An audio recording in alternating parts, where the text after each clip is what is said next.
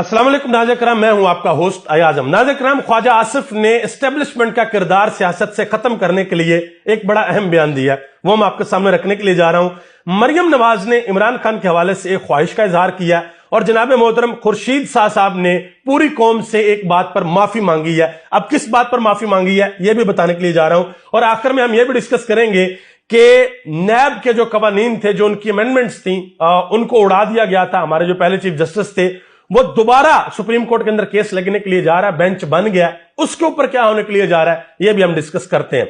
सबसे पहले नंबर पे आपको यह बता दूं कि जनाब मोहतरम इज्जत माब ख्वाजा आसिफ साहब ने एक बयान दिया, कहते हैं कि एस्टेब्लिशमेंट को सियासत से निकालना है तो सब मिलकर बैठें, सब मिलकर बैठे। अब सब कौन कौन है, क्योंकि 16 महीने में सब तो ये मिलकर बैठे हुए थे, सिर्फ इमरान खान बाहर थे, बाकी सारी सियासी पार्टियां जो वो मिलकर बैठी हुई थी, लेकिन ये किसी किस्म का कोई फॉर्मूला नहीं बना सके कि हमने किस तरीके से एस्टेब्लिशमेंट को सियासत से अलग रखें। देखें, खुद ये बैठते हैं, जैसे मिसाल के तौर पे मैं एक लेवल पे बात करता हूं, हम मान लेते हैं जी पहले नवाज शरीफ को एस्टेब्लिशमेंट लेके आई, फिर नवाज शरीफ को निकाला, फिर इमरान खान को एस्टेब्लिशमेंट लेके आई, फिर इमरान खान को निकाला, अब दोबारा नवाज शरीफ को एस्टेब्लिशमेंट लेके आ रही है, और फिर बाद में नवाज शरीफ को निकाल देंगे, कोई और आ जाएगा।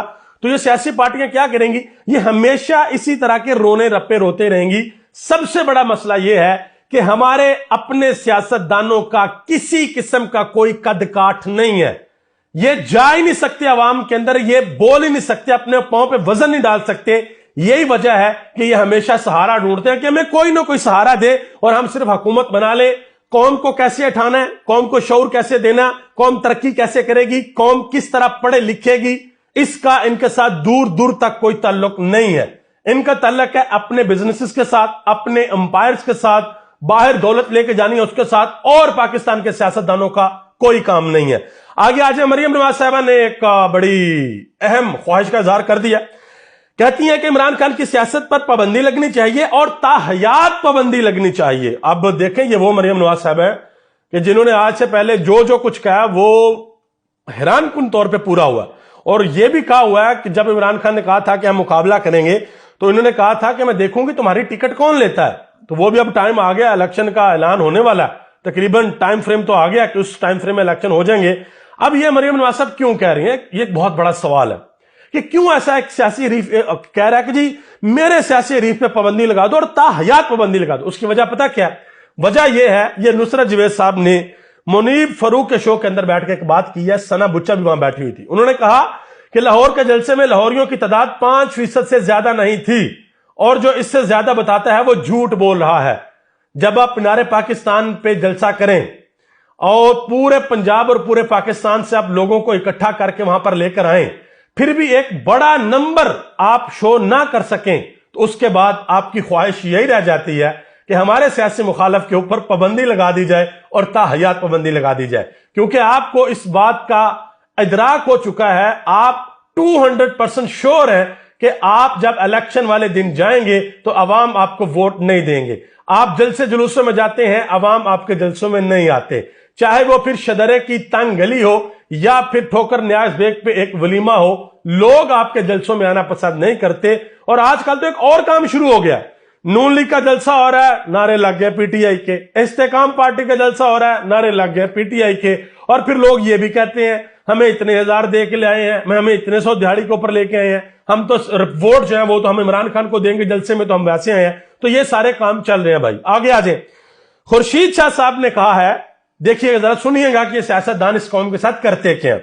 उन्होंने कहा जी जनरल बाजवा की तस्वीर में हमसे गलती हुई, सॉरी, माजरत, माफी चाहते हैं, कौम हमें माफ कर दे।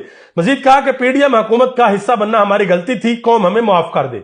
याद रखिएगा, अगर इलेक्शन होते हैं, जो कि होते हुए इंशाल्लाह नजर आ रहे हैं, और पीपल्स पार्टी और नून लीग मिलकर हुकूमत बनाने की पोजीशन में आती है, ये 1 सेकंड नहीं लगाएंगे और हुकूमत के अंदर बैठ जाएंगे।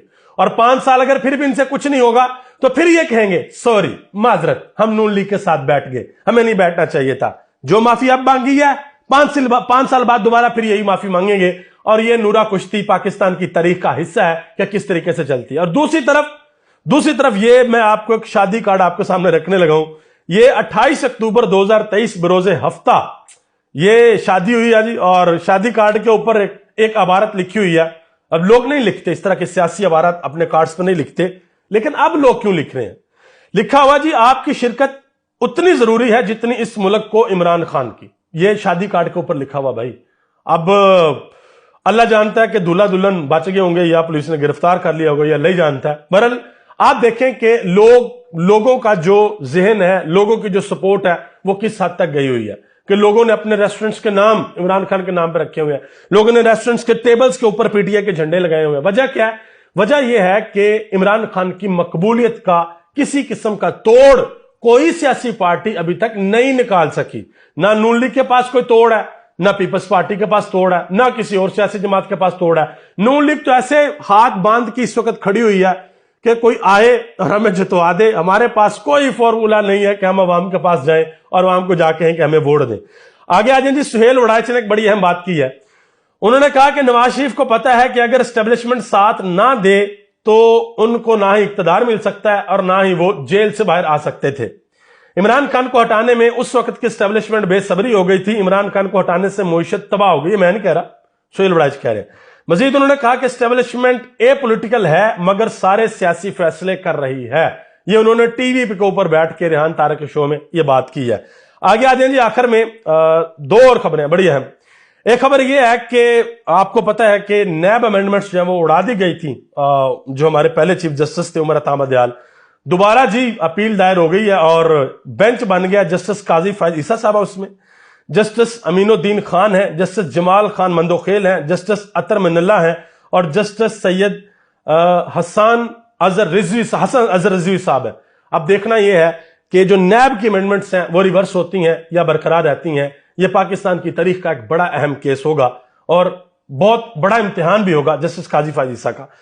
एक और खबर है जी, पाकिस्तान की जो नेशनल एयरलाइन है उनकी 349 यानी कि 350 फ्लाइट्स कैंसिल हो गई हैं सिर्फ इस वजह से कि उनके जो मामलात थे वो तय नहीं हो सके। जो फ्यूल वगैरह के मामलात, पैसे उधर उधर देने थे वो तय नहीं हो सके और 349 एयरलाइन जो फ्लाइट्स थी वो कैंसिल हो गई हैं।